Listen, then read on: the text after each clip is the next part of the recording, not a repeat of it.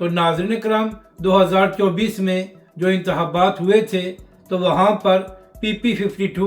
سمریال میں نون لیگ کے امیدوار جیت گئے تھے، تو ان کے انتقال کے بعد یہ سیٹ خالی ہو گئی ہے اور اب وہاں پر ایک بار پھر ضمنی الیکشن ہونے جا رہے ہیں، جہاں پر تحریک لبیک پاکستان، نون لیگ اور PTI سمیت بہت سی جماعتیں حصہ لے رہی ہیں۔ تو اسی حوالے سے چند دن پہلے وہاں پر ایک عوامی سروے بھی کیا گیا، تو وہاں پر بہت سے لوگوں نے کہا کہ ہمارا ووٹ تحریک لبیک پاکستان کے لیے ہے۔